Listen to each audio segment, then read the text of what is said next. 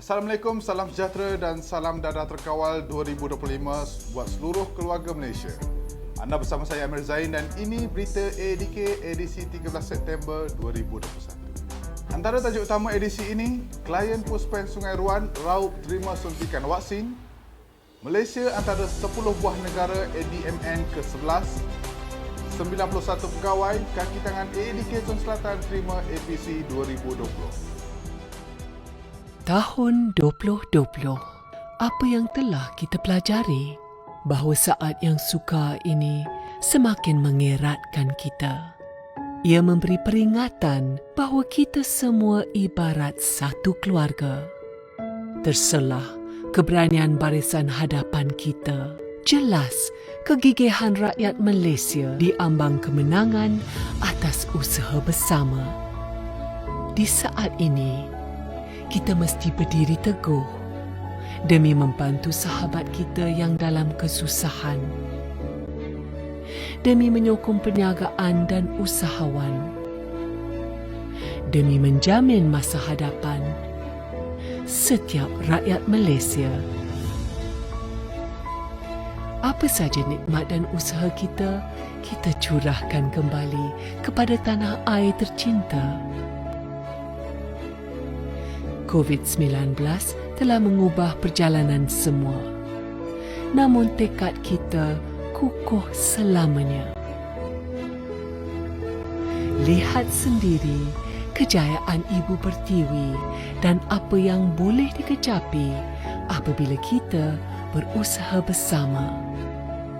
Dengan setiap langkah, kita pulihkan negara tercinta dan memupuk asas yang kukuh untuk masa hadapan. Makmur rakyat, makmur negara. Belanjawan 2021.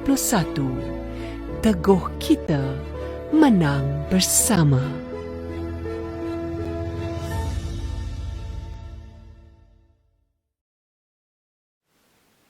Seramai 111 orang klien di Pusat Pemulihan Penagihan Narkotik Puspen Sungai Ruan Pahang menerima suntikan pertama vaksin COVID-19. Perkara itu dilaksanakan menerusi kumpulan outreach mobile yang digerakkan Pusat Kesihatan Daerah PKD Raup bagi mencapai imuniti kelompok program imunisasi COVID-19 kebangsaan PICK. Menurut Pegawai Perubatan PKD Raup, Dr. Mariam Khadijah Badrul Hisham, perjalanan suntikan itu berjalan lancar dengan pematuhan prosedur operasi standard SOP bagi mengelak penularan jangkitan COVID-19.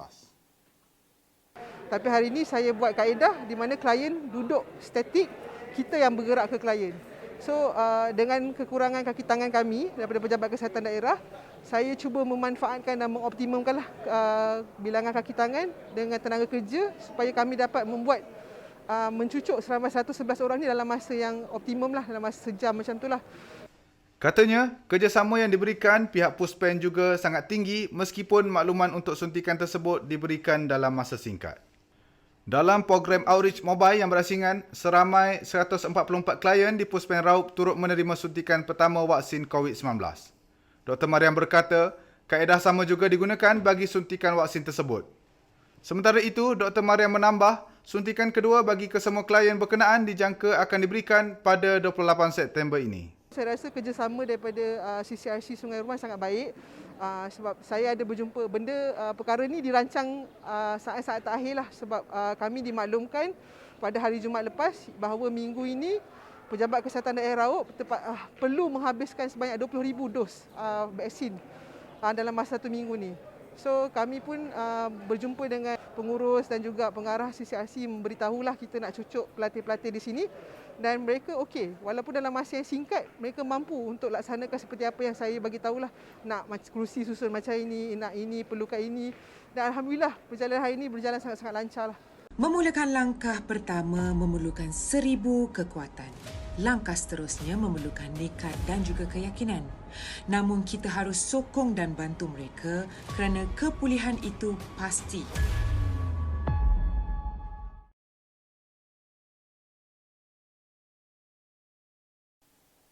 Malaysia antara 10 buah negara yang menyertai The 11 ASEAN Drug Monitoring Network Meeting ADMN pada 7 dan 8 September lalu. Mesyuarat anjuran Office of the Narcotics Control Board ONCB yang berpusat di Thailand itu diadakan secara dalam talian. Tujuan mesyuarat itu adalah bagi meningkatkan kerjasama dalam kalangan negara anggota ASEAN, terutamanya dalam bidang pembangunan teknikal dan keupayaan kapasiti bagi pengumpulan data. Selain itu, penyertaan Malaysia dalam ADMN adalah penting sebagai saluran perkongsian strategi pengawalan dadah berpandukan amalan terbaik serta pertukaran maklumat berkaitan kemunculan dadah dan trend baharu di rantau ini. Menurut Ketua Penolong Pengarah Unit Antarabangsa Agensi Antidadah Kebangsaan AADK, Nur Kumala Abdul Rahman, kerjasama antarabangsa adalah teras keempat dasar dadah negara DDN dalam bidang berkaitan dadah. Sehubungan itu, katanya, perkara itu bagi mengekalkan hubungan serta jaringan kerjasama dalam pengurangan bekalan dan permintaan dadah di dalam negara maupun di peringkat global. Tambahnya, walaupun negara berdepan pandemik COVID-19, AADK kekal aktif dalam penglibatan mesyuarat antarabangsa. Untuk rekod, mesyuarat ADMN juga merupakan mesyuarat berkala yang diadakan 2 kali dalam tempoh setahun. Delegasi Malaysia yang menyertai mesyuarat itu diketuai oleh Puan Hafidah Muhammad Maasum, Ketua Penolong Pengarah Penyelidikan Bahagian Dasar, Perancangan dan Penyelidikan AADK. Tuan Zulkarnain Muhammad, Penolong Pengarah Pemulihan dalam Komuniti, Bahagian Rawatan, Perubatan dan Pemulihan AADK serta Inspektor Azlin Musa, Inspektor Data Analisis Polis Diraja Malaysia PDRM. Seketika nanti, 91 pegawai kaki tangan AADK Zon Selatan terima APC 2020. AADK Wilayah Persekutuan Kuala Lumpur, Putrajaya semarak Bulan Kebangsaan. Awak, janganlah duduk seorang diri macam tu. Jadikan PKP ini peluang untuk rapatkan balik hubungan. Telefon kawan-kawan, tanya khabar. Kalau ada masalah, jangan pendam. Kongsikan, minta bantuan. Kesihatan mental juga sangat penting untuk kita jaga, tambah lagi dengan situasi COVID-19 ini. Amalkan 3W, wash, wear and warn dan elakkan 3S, tempat sesak, kawasan sempit dan sembang dekat-dekat. Kekalkan kecergasan dan jaga kesihatan anda. Sama-sama kita jaga kita. Budayakan normal baharu, bersama-sama kita putuskan rantaian COVID-19.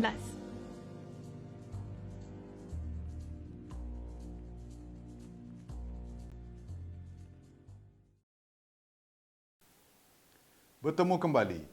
Sebanyak 91 pegawai dan kaki tangan Agensi Antidadah Kebangsaan AADK menerima anugerah perkhidmatan cemerlang APC 2020 Zon Selatan yang membabitkan 9 pusat tanggungjawab yang terdiri daripada AADK Negeri dan Pusat Pemulihan Penagihan Narkotik Puspen. Daripada jumlah tersebut, sebanyak 21 penerima dari AADK Johor, 17 penerima dari AADK Negeri Sembilan dan 9 penerima dari AADK Melaka. Selain itu, sebanyak 8 penerima masing-masing dari Puspen Tampin dan Kota Tinggi, manakala 7 penerima masing-masing dari 3 buah Puspen, iaitu Puspen Jelebu, Muar dan Tiang 2. Mendahului senarai penerima anugerah itu, bekas pengarah AADK Negeri Sembilan, Tuan Iskandar Turki dan diikuti pengarah Puspen Muar, Tuan Muhammad Faisal Maksum serta beberapa pegawai lain termasuk Rafiza Isa dari AADK Negeri Melaka, Nur Azura Muhammad Don dari Puspen Kota Tinggi, Muhammad Azli Kamaruddin dari AADK Daerah Kuala Pilah dan Zuraidi Othman dari AADK Daerah Moseng. Majlis APC itu diadakan secara dalam talian sebagai memenuhi prosedur operasi standard SOP yang ditetapkan kerajaan susulan pelaksanaan Perintah Kawalan Pergerakan PKP. Terdahulu, majlis itu dirasmikan Yang Amat Berhormat Datuk Seri Aminuddin Harun, Menteri Besar Negeri Sembilan. Turut hadir Yang Berhormat Datuk Dr. Razali Abdul Malik, Setiausaha Kerajaan Negeri Sembilan, Tuan Sutekno Ahmad Belon, Ketua Pengarah AADK, Datuk Dr. Muhammad Sadir Muhammad Amin, Timbalan Ketua Pengarah Operasi serta Puan Chan Hon Jin, Timbalan Ketua Pengarah Pengurusan. Sementara itu, Tuan Sutekno berkata, penganugerahan itu diberikan bagi menghargai dan mengiktiraf sumbangan warga kerja AADK kerana kualiti dan kuantiti sumbangan yang diberikan melebihi daripada keperluan tanggungjawab yang biasa. Penghargaan ini juga sebagai pemangkin kepada penerima-penerima anugerah dan warga kerja yang lain bersama-sama dalam meningkatkan lagi tahap penyampaian perkhidmatan AADK yang berkesan dan dirasai oleh rakyat.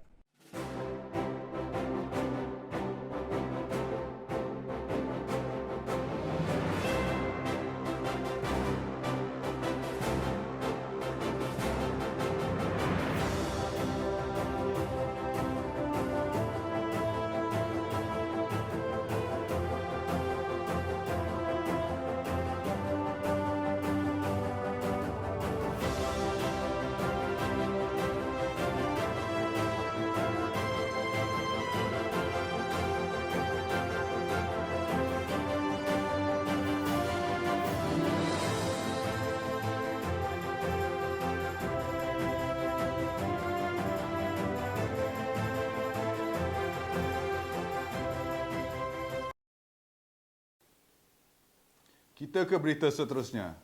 Agensi Antidadah Kebangsaan AADK Wilayah Persekutuan Kuala Lumpur dan Putrajaya menganjurkan pelbagai program bagi menyemarakkan Bulan Kebangsaan kali ke-64. Mengambil tema tetap patriotik walau pandemik, pengarahnya, Mat Razif Wan berkata program itu dilaksanakan bagi menunjukkan keprihatinan semua pegawai dan kaki tangan selain menyemarakkan rasa cinta kepada negara. Katanya, antara program yang dianjurkan seperti sesi webinar, pertandingan keceriaan pejabat, majlis bacaan Yasin Perdana, ceramah agama dan penyerahan bakul makanan kepada klien. Mat Razif menambah, program berkenaan turut mendapat kerjasama daripada Jawatan Kuasa Pemulihan Dadah Daerah JKPD, Skuad Anti Dadah dan Rakan Pintar. Dalam pada itu, beliau berkata program itu juga dianjurkan bertujuan mengekalkan keharmonian sedia ada dan pada yang masa sama, mengutamakan kebajikan klien-klien ADK yang terkesan akibat pandemik COVID-19. Nah tak anda sebagai ibu bapa memikirkan perasaan anak-anak? Mereka juga mangsa ketagihan dadah. Hentikan, bantu mereka sebelum terlambat. Dapatkan rawatan secara sukarela di pusat pemulihan kerajaan ataupun swasta.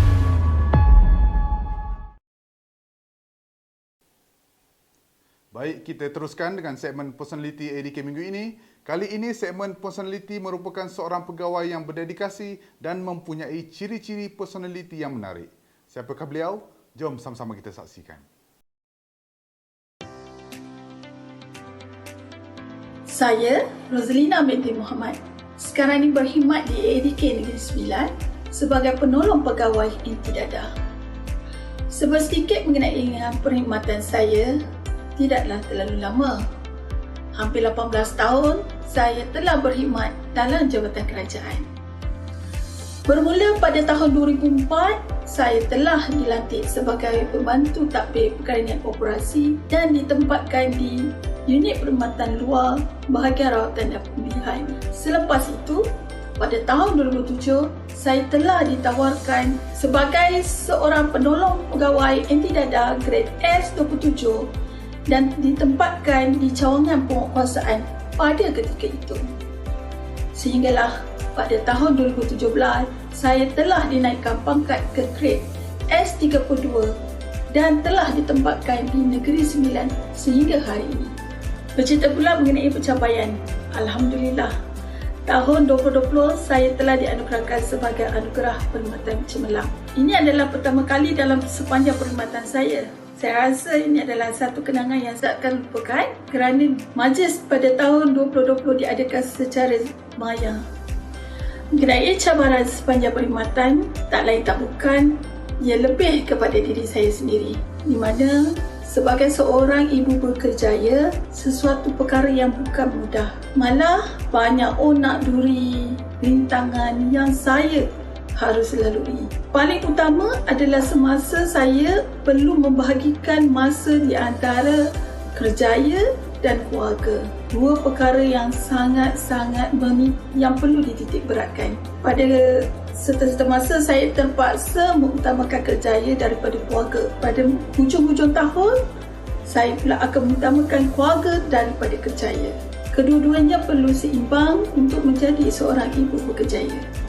Di kesempatan ini saya mengucapkan ribuan terima kasih kepada pengarah, penolong pengarah, sahabat-sahabat saya serta ahli keluarga yang banyak memberi support, memberi peluang pada saya untuk terus berjaya. bukanlah pencapaian terakhir, malah inilah suntikan semangat buat diri saya, buat sahabat-sahabat saya untuk terus belajar untuk mencapai kejayaan yang lebih besar. Sebelum berpisah, saksikan sedutan sesi temu bual menerusi segmen koresponden bernama bersama Datuk Dr. Muhammad Sadeh Muhammad Amin, Timbalan Ketua Pengarah Operasi ADK. Sempena dengan sambutan Hari Malaysia yang akan diraikan pada 16 September ini, kami mewakili seluruh warga kerja Agensi Antidadah Kebangsaan ingin mengucapkan Selamat Hari Malaysia kepada seluruh keluarga Malaysia. Kekal sihat, patuh SOP yang ditetapkan, bersama hapuskan wabak COVID-19 dan teguh kita menang bersama. Terus ikuti ADK TV dengan subscribe dan like di saluran YouTube Mr. ADK dan ikuti perkembangan kami di semua platform media sosial ADK. Pilihan anda, keyakinan kami, lebih baik cegah. Salam hormat, Assalamualaikum dan jumpa lagi.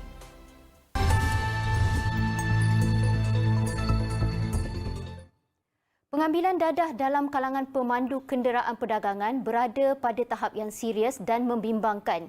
Tular di media sosial pada kemarin, video yang memaparkan kemalangan lori yang merempuh 5 kenderaan sehingga menyebabkan sebuah kereta Pro 2 Myvi remuk teruk. Dan apa yang lebih mendukacitakan, pemandu lori tersebut disahkan positif dadah. Apakah punca sebenarnya yang menyebabkan pemandu kenderaan perdagangan ini sering kali terlibat dengan masalah penggunaan dadah? Dan adakah hukuman yang dikenakan kepada mereka ini tidak cukup berat sehinggakan ada yang masih ingkar dengan peraturan ini? Hari ini di Koresponden Bernama kami terpanggil untuk membincangkan mengenai perkara ini, dan untuk itu apa kata kita terus sahaja bersama dengan tetamu jemputan istimewa yang telah pun berada di talian Skype ketika ini, iaitu yang berbahagia Datuk Dr. Muhammad Sadeh Muhammad Amin yang merupakan Timbalan Ketua Pengarah Operasi Agensi Anti Dadah Kebangsaan. Assalamualaikum, apa khabar Datuk? Waalaikumsalam warahmatullahi. Terima kasih jemput. Sama-sama. Baik Datuk, sebagai permulaannya Datuk, apa komen Datuk tentang kemalangan yang melibatkan lori merempuk 6 buah kereta yang berlaku di Jalan Ipoh pada kemarin Datuk? Ya, ini adalah satu berita yang menggemparkan dan kita mendapati bahawa buat masa ini menurut laporan yang kita terima di Agensi Anti Dadah Kebangsaan, pemandu yang menggunakan dadah semasa mengendalikan kenderaan bermotor ini sehingga bulan Jun yang lepas adalah seramai 341 kes. Jadi kita dapati bahawa pemandu masih lagi membawa kenderaan di dalam keadaan mereka ini sebenarnya perlu berhati-hati untuk mengendalikan kenderaan berkenaan.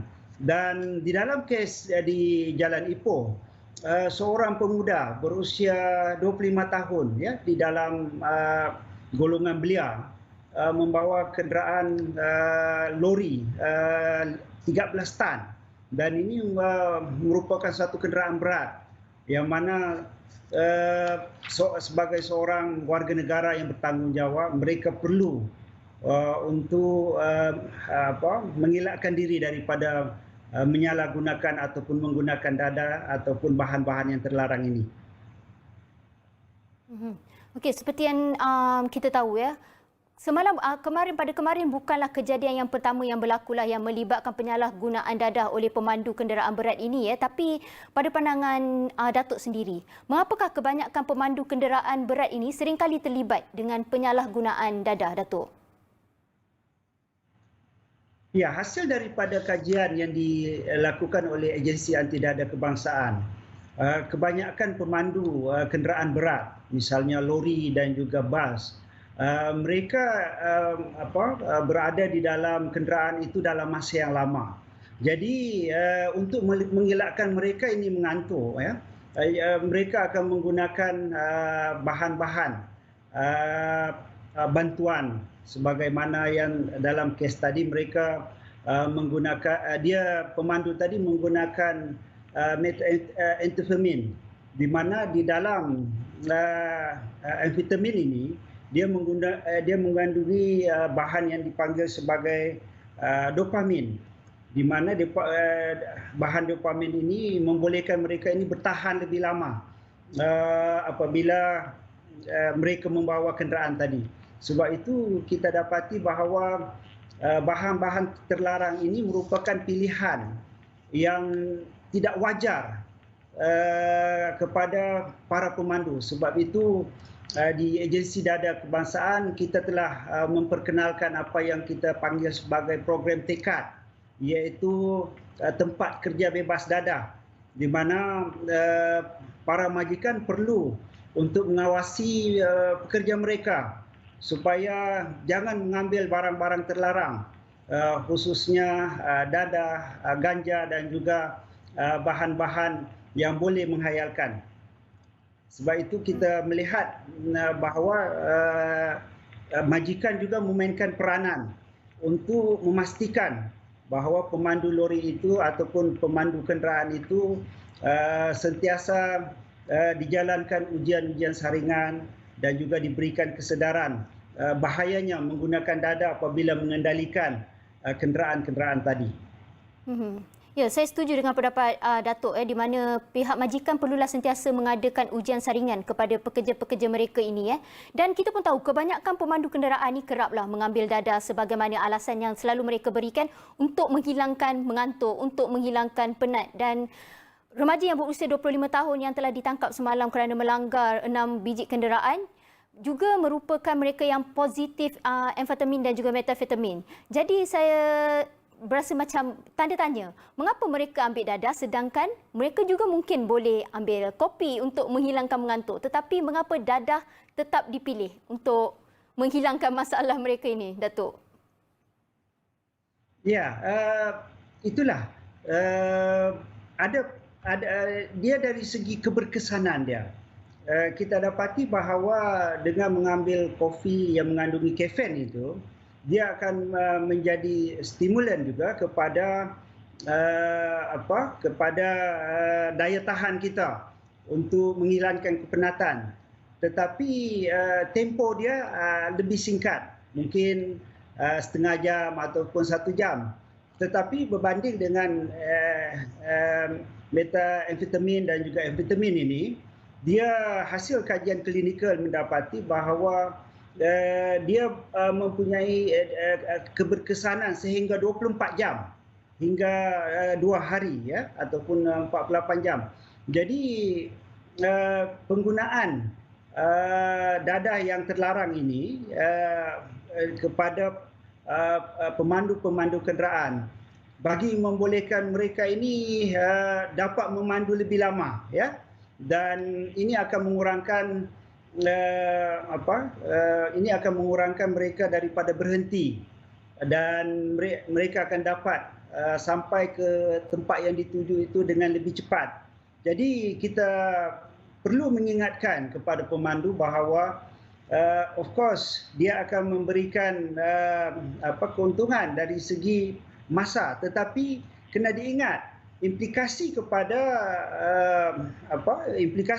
penggunaan dada terlarang ini akan membahayakan orang lain dalam konteks yang kita paparkan pada hari ini, bagaimana dengan mereka itu berada dalam luar kawalan, mereka tidak dapat mengawal ya kenderaan tadi yang menyebabkan 5 buah kenderaan lain remuk disebabkan disebabkan penyalahgunaan dada di kalangan pemandu kenderaan perdagangan ini. Sebab itu kita perlu memperjelaskan kepada pemandu bahawa mereka seharusnya boleh mengambil masa yang lebih untuk berehat dan juga boleh mengambil bahan-bahan yang dibenarkan, misalnya kopi, kafein di dalam untuk membolehkan mereka ini mendapat kerehatan yang sementara sebelum meneruskan perjalanan. Tetapi apabila mereka mengambil dadah sebagai bahan untuk membolehkan mereka bekerja dengan lebih lama, ianya akan memberikan bahaya yang lebih besar, bukan saja kepada diri mereka tetapi kepada orang di sekitar. Dan ini juga akan merugikan majikan. Kita dapati apabila berlaku begini, ia akan menyebabkan kos-kos sampingan kepada majikan. Jadi kita ingin menekankan bahawa peranan majikan untuk memastikan pemandu yang membawa kenderaan mereka adalah mereka yang bebas daripada dadah. Dan kami di Agensi Anti Dadah Kebangsaan bersedia untuk membantu, sama ada dari segi kaunseling ataupun dari segi pemulihan sekiranya ada anggota ataupun pemandu mereka yang terlibat dengan dadah ini, dan mereka boleh datang secara sukarela di 30 institusi pemulihan kita di seluruh negara, ataupun mereka boleh ke 204 agensi ataupun pejabat-pejabat ADK di seluruh negara untuk membantu mereka menjalani pemulihan di dalam masyarakat. Sememangnya dadah ini boleh menyebabkan ketagihan yang teruk. Baik Datuk, mungkin Datuk boleh kongsikan, kerana saya mendengar tadi Datuk berkata mengenai tekad. Jadi mungkin Datuk boleh kongsikan mengenai pendekatan yang digunakan oleh pihak AADK bagi memastikan persekitaran tempat kerja bebas dadah. Seperti yang saya katakan tadi, difahamkan AADK juga memperkenalkan program tempat kerja bebas dadah iaitu tekad. Mungkin Datuk boleh jelaskan mengenai program tekad ni, Datuk? Ya, program tekad ini adalah suatu program di peringkat nasional, di mana kita telah melaksanakannya bermula pada tahun 2016 dan ianya akan diteruskan lagi pada tahun-tahun akan datang, yang mempunyai 7 prinsip utama. Yang pertama sekali adalah kita perlu meletakkan satu polisi bahawa organisasi perdagangan ini perlu mempunyai suatu polisi yang jelas berkenaan dengan setiap tempat bekerja mereka bebas daripada dadah dan juga semua barang-barang terlarang. Jadi polisi ini perlu dijelaskan, dipublish ataupun diterbitkan supaya setiap anggota kerja mereka jelas dengan program-program ataupun polisi dasar yang telah dinyatakan.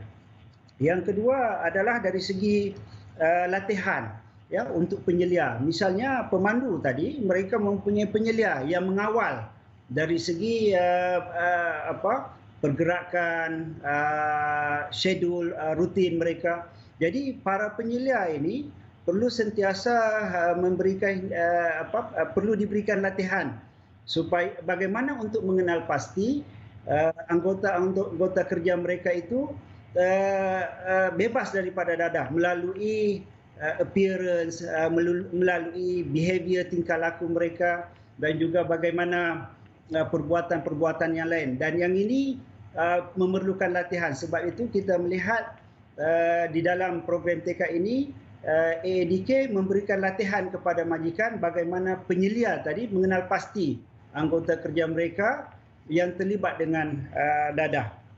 Dan seterusnya adalah memberikan latihan-latihan yang berterusan kepada organisasi masing-masing. Jadi para majikan perlu memberikan latihan bagaimana untuk keluar daripada dadah, bagaimana untuk berhadapan dengan pemandu misalnya yang terlibat dengan barang-barang khayal dan sebagainya. Sebab itu perlu ada pendidikan dan juga latihan kesedaran.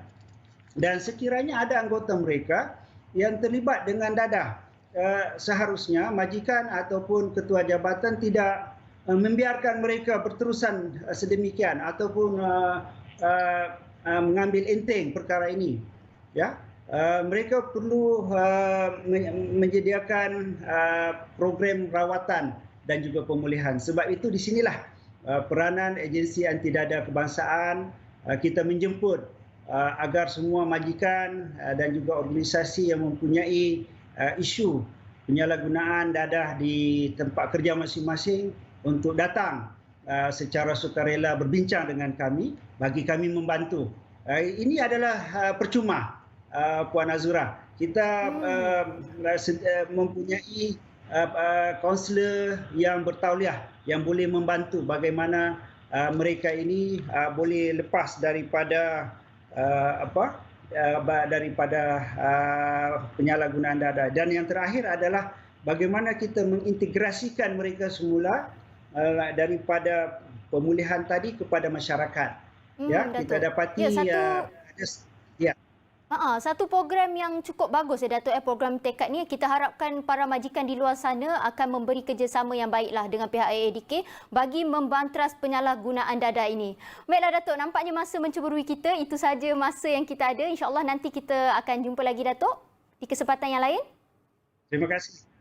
Terima kasih Datuk. Assalamualaikum. Baik, itu dia tadi Datuk Dr. Muhammad Sadir Muhammad Amin yang merupakan Timbalan Ketua Pengarah Operasi Agensi Anti Dadah Kebangsaan.